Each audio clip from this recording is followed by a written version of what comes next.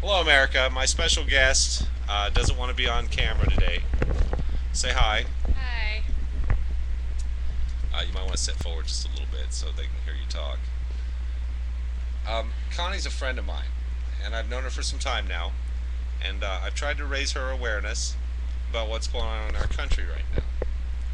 Now, I tried to explain to her FEMA concentration camps.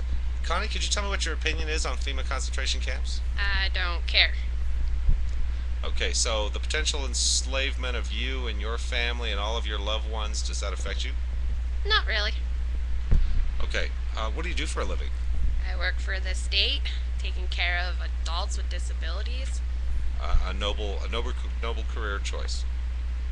Uh, Connie, are you familiar with what's going on in the country right now as far as the geopolitical environment concerning presidential elections? Nope.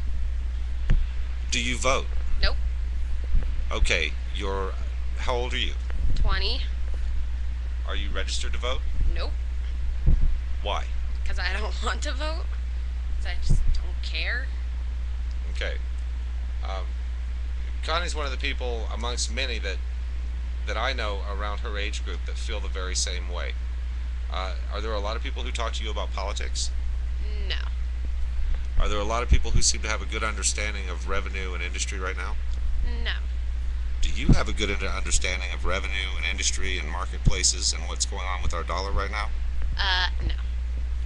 Okay, do you understand that we're on the verge of a recession? Nope. Do you know what a recession is? No. Okay. You have a career. How long have you been at your job right now? Almost a year. Almost a year.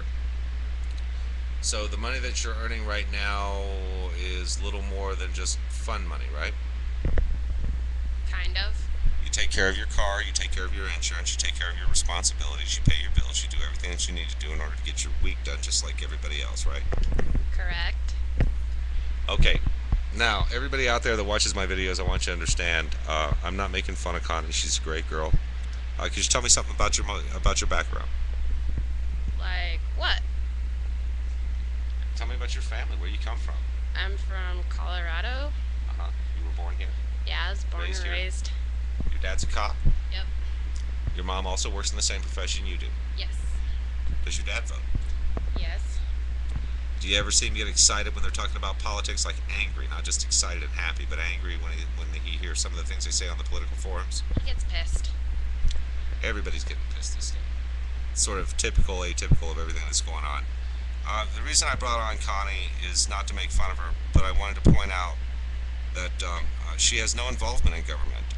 They haven't found a way to make it appealing for young people. Connie's into all the same, yeah, the same things that everyone her age is into, everything I was into at her age, but I did vote at her age. Um, I wasn't really concerned with the geopolitical climate because it wasn't hitting me at home. I had a job, was paying my taxes, doing the right thing, trying to make my living and etch it out. But Connie, I want to take some time to ask you about the industrial superhighway and NAFTA. What are your feelings about the industrial superhighway that's coming up through Texas and taking away jobs? I have no clue what it is.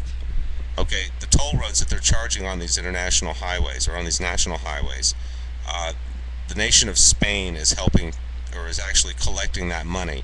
How do you feel about that? That's bullshit.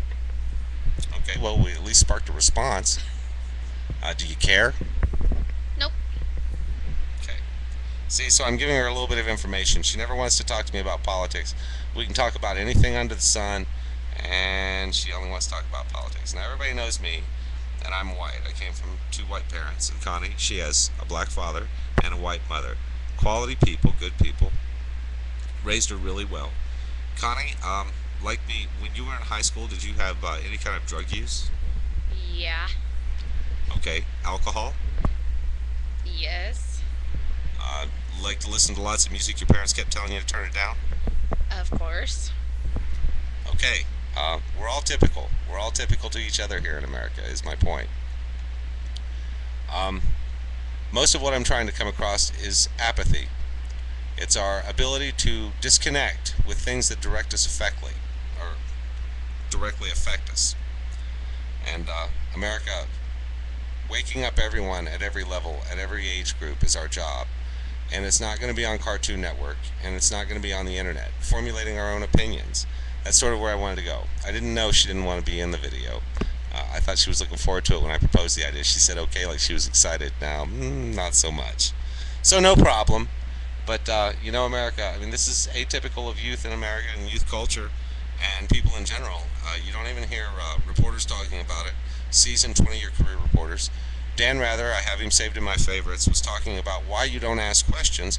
He actually made reference to a nation in Africa that he had gone to. I think it was Rwanda.